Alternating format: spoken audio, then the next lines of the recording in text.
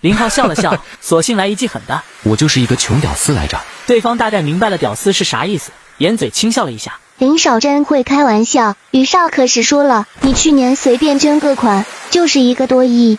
林浩面上一黑，你这丫的玩就玩，透老子的底干啥呀？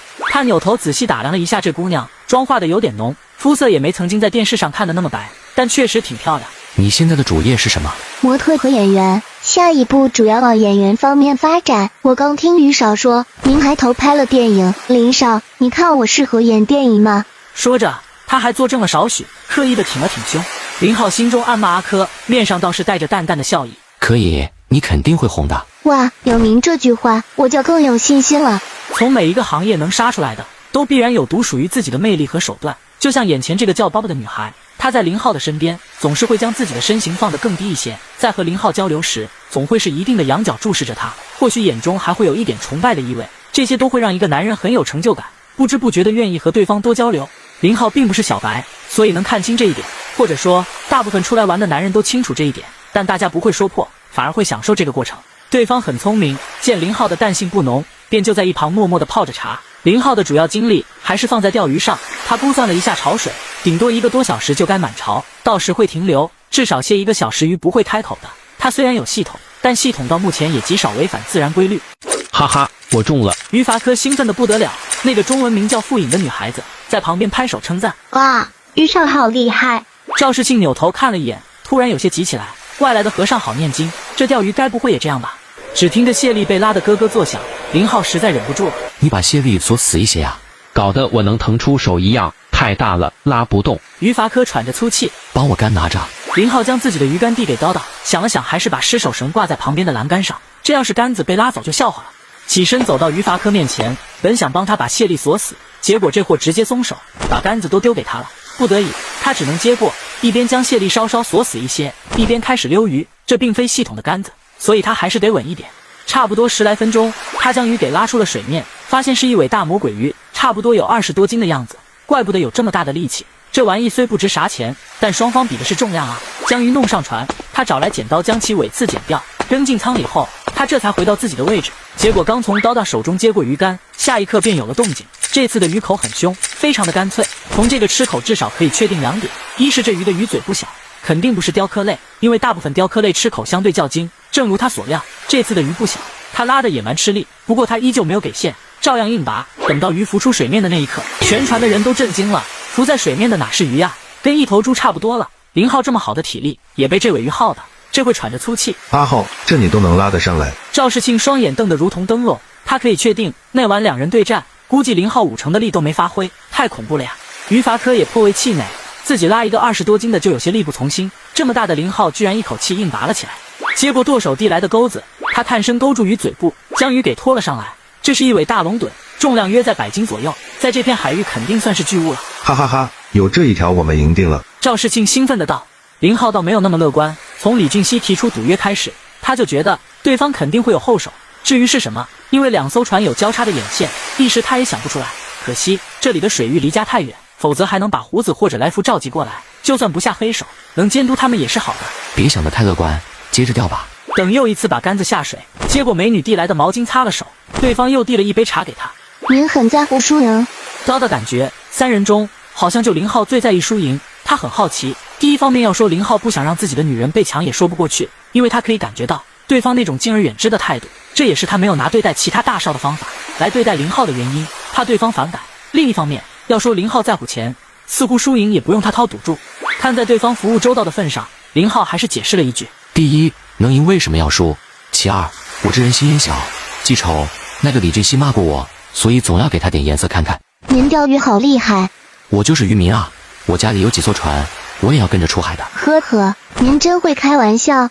林浩笑了笑，对方认为是玩笑那就是玩笑吧，扭头对着站在上边舵势的舵手招了招手，等对方到面前，他才道：保持现在的方向，往前行驶1海里。又对另2个钓鱼的道：收竿，咱换个钓位。等到船再一次停下，大家重新下钩，这次赵世庆终于开张了。不过这货也够可怜的，居然只是一尾2斤左右的英歌鱼。刚开始他还以为是青衣，兴奋的不行，毕竟青衣在港城可是和3刀齐名的。结果在林浩的普及下，他才知道李鬼和李逵的区别。也行，反正又增加了2斤的胜算。赵世庆心态倒是不错，估计是认定有那尾大龙趸已经是稳赢的局面了吧。林浩有些急了，因为趋近满潮，差不多该没流了。就在他打算通知大家收竿的时候，下一刻竿尖又是猛地一沉，他再度兴奋地与鱼捕斗了起来。从鱼的发力方式判断，不像是石斑，因为石斑吃藤会往下垂直发力，想拉着鱼线进洞，但这尾鱼是平行发力，而且速度很快，倒是有点像金枪或者早先钓的黄尖的样子。又是近20分钟的拉扯，他这才将鱼彻底制服。原来是一尾足有50-60斤的大章红鱼，同样是好鱼，次生极品来着。之前第一次跟着远洋钓船出海时，他曾钓的一尾，当时就请全船人吃了，味道确实不差。红球咩，又是好鱼，阿浩你太厉害了。林浩也是第一次知道港城称为红球。将鱼钩上来，扔到舱中，他将杆子收起，伸了个懒腰，甩了甩2只胳膊，休息一会吧，没流了，估计要等1个多小时。中午吃什么？ BBQ， 我准备了食材，没有主食，肉也能吃饱的。赵世庆回了句，然后朝舵手招了招手，让对方将食材搬到这里。准备的功夫，林浩来到了船头，坐在甲板上，吹着海风，还别说，感觉真的不错。可惜阿雪没跟着。想游泳吗？后边一道女人的声音响起，他没有回去，只是缓缓地摇了摇头。你不必管我，自己玩自己的就行。叨叨坐在了他的身边。我们跟着上船就是陪你们玩的，或者说跟你们玩的。说完，他突然露出一个妩媚的笑。阿丽就是赵家的亲信，算是从小看着赵世庆长大的，对方对他也足够的尊重，所以像如此大的赌约，他才会被安排到李俊熙的船上监督。不过此刻的他脸已经完全黑了。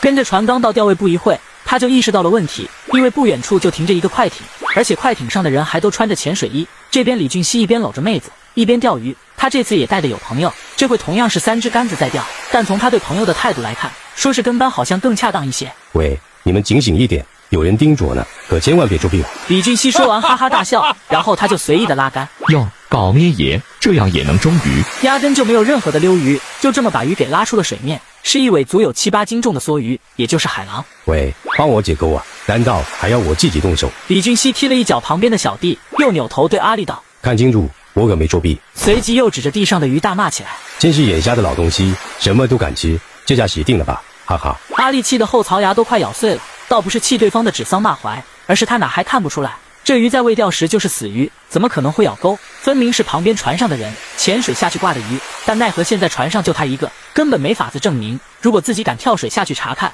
以李俊熙的德性，说不准真会把船开走了，让自己淹死。回去后告诉所有人是自己想不开跳的，全船都是他的人，自然是帮着他说话。就这么眼看着他们陆续的中鱼，没一会就中了有10多尾，大概有100来斤的鱼货。李俊熙好像有些烦了，真没意思，今天这鱼纯是瞎眼的，哎，这么一点也不知道能不能你家的赵大少呢？大笑了几声，将杆子一丢，搂着女人便进了游艇里。等他再次出来时，已经是下午2点多。此刻另2人又陆续钓了鸡尾，加一起大概有个200多斤的收获。旁边的船也离开了，估计是准备的鱼全挂完了。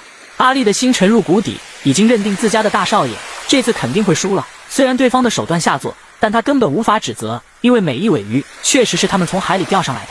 本以为对方的丧心病狂结束了，结果接下来对方的操作更是让他差点气到吐血。